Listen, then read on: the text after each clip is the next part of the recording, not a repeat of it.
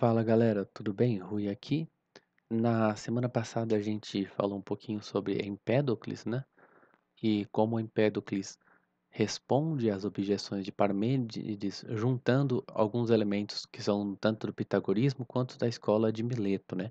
Agora a gente vai ver uma outra resposta a Parmênides, vinda de Anaxágoras, que vai responder a Parmênides dentro, mais fielmente dentro à tradição da escola de Mileto, né?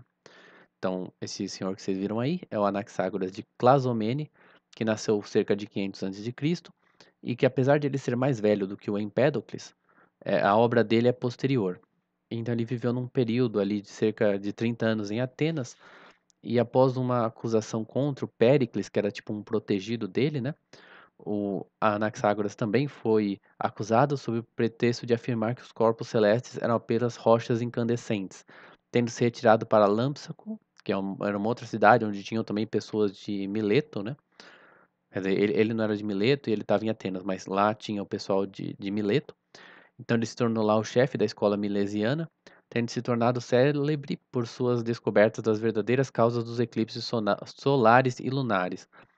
O Cornford, que é o cara que escreveu essa sessão, agora que eu já li ela inteira, você vê que ele tem um meio que um preconceito assim cientificista, né? Então, ele está falando que ele foi o primeiro a, falar que os corpos celestes eram rochas incandescentes, porque ele está tipo, olha só como a ciência, né? Porque eles eram supersticiosos, né? Essa coisa toda também por ter descoberto as causas dos eclipses lunares, então ele tem meio que um preconceito assim meio cientificista, mas isso não significa que seja tudo ruim, né, do que ele está explicando, né? Mas Anaxágoras, assim como Empédocles, estava preocupado em responder às críticas de Parmênides, mas ele era totalmente alheio às preocupações religiosas como a de Empédocles, tendo um sistema mais simples.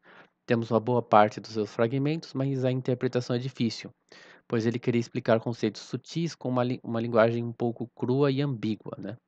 Então, assim como Anaximandro, ele acreditava em uma massa ilimitada envolvendo o mundo que seria formado nela. Então, seria tipo um infinito, porque Parmênides não aceitava o infinito, mas uma esfera, né, em que as coisas estavam contidas nela, né? Mas então Anaxágoras aceita um infinito, né? E ele não nega o movimento como Parmênides, assim como Empédocles, a causa movente não está presa a um dos elementos, porém, rejeitando as ideias de amor e ódio, bem e mal, ele usou apenas uma causa que seria a mente, né? Então ela não ama nem odeia, ela apenas busca a ordem. Então, sem essa conotação, sendo uma coisa só, né? Que é a mente, não amor e ódio, e também sem ter uma certa conotação boa ou ruim, né? A mente é só uma coisa que bota os elementos em movimento, né? Essa mente é dotada de apenas aquelas qualidades e nada mais que são necessárias para causar um movimento e produzir um mundo ordenado. É uma substância suprassensível consciente, seria assim, ela conhece todas as coisas para poder ter poder sobre elas, né, para agir sobre todas elas, então ela é meio que superior a elas, né, e ela tem uma certa consciência, por assim dizer, né. Então ela é estendida no espaço e mais rara, no sentido de rarefeita, de menos densa do que todas as coisas para penetrar, mais rara, menor mesmo, né, para poder penetrar em tudo, né. As porções dela formam o princípio vivo e movente dos seres vivos, os vários pedaços dela, né, formam o princípio vivo e movente dos seres vivos, mas não se mistura com as outras substâncias, mantendo-se autogovernada e distinta, perfeitamente pura e homogênea. Foi ela responsável por iniciar o processo de separação da substância, né? O Anaxágoras não acreditava em elementos, né, nas raízes, como falava Empédocles, né, a partir de um certo ponto de massa. Em nenhum lugar, porém, afirma-se que ela busca o bem ou a perfeição. Ela é apenas uma força mecânica, daí a insatisfação de Sócrates, Platão e Aristóteles com o sistema de Anaxágoras, né? Sócrates, Platão e Aristóteles têm mais uma visão de uma certa perfeição da natureza se tornar completa, né, de uma finalidade, né, e algo que Anaxágoras não tinha, né. Ele era bem mais materialista nesse sentido, né, de faltar uma certa finalidade ou uma certa perfeição, uma providência, né. Anaxágoras parece seguir mais à risca a crítica de Parmênides. Para Empédocles, uma certa combinação dos elementos dá origem a uma coisa nova, ou seja, aquilo que não era agora é, né. O Empédocles fala que tanta 2 porções de água, né, de úmido, uma de quente, blá, blá, blá, você consegue ter certas coisas, né. Então, num certo sentido, aqui essas 4 raízes, né, quando você mistura elas, você dá origem a coisas novas. Então, tinha algo que não era e que agora é, né.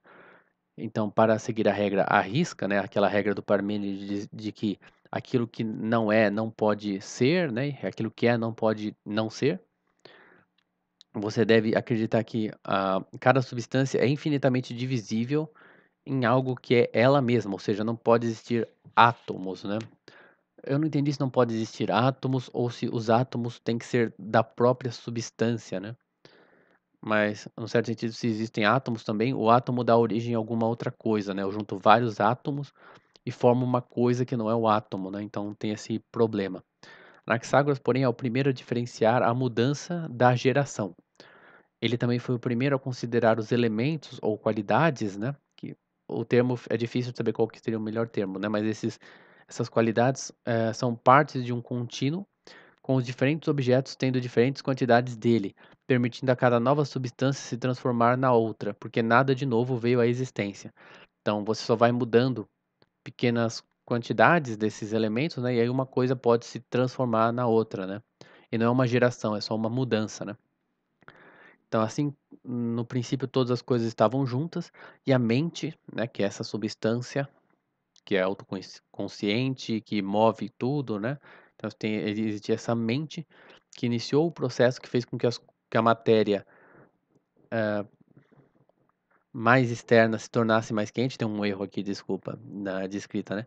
Que a matéria mais externa se tornasse mais quente e seca, e a interna mais fria e úmida. A mistura original era composta de um número infinito de sementes de todos os tipos de coisa. Então, como uma coisa meio que não pode dar origem à outra, haveria essas sementes tipo de tudo que existe. Então, você pegaria, sei lá, o ouro, e o ouro é formado de vários pedacinhos pequenos de ouro, né? Não é como no caso do Empédocles, que sei lá, 2 de quente para um de úmido gera uma outra coisa, né. Então haveria sementes de todas as coisas já na mistura inicial e não de 4 elementos, 4 raízes, né.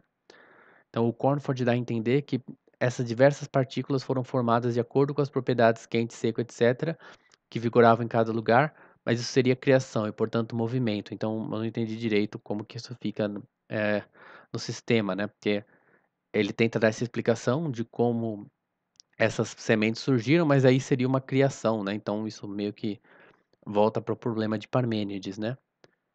É, mas beleza, vamos esquecer essa parte, porque isso é só uma nota minha, né. Anaxágoras assume explicitamente que similar se move ao similar, e assim as partículas se juntam até obterem tamanho visível. Não existe então um momento de criação, porque todas as coisas já existiam, elas só estavam separadas em vários pedacinhos, e cada pedaço estava em algum lugar, né. Então estava tudo misturado, misturado, e a mente foi juntando as coisas, só juntou pedaços de coisas que já existiam, né, juntou essas várias sementes e formou as coisas, né. É basicamente isso, galera. Muito obrigado, espero que vocês tenham gostado. Não tem nada mais sobre a alma ou coisa assim, porque o Anaxágoras não tinha, assim, uma crença na alma, algo religioso, Deus, né. Até essa mente é uma tentativa de só dá uma explicação no movimento, é tipo uma força mesmo, né. Não tem um aspecto divino ou algo do tipo, beleza? Então é isso, um vídeo curto, mas espero que vocês tenham gostado. Até a próxima, valeu!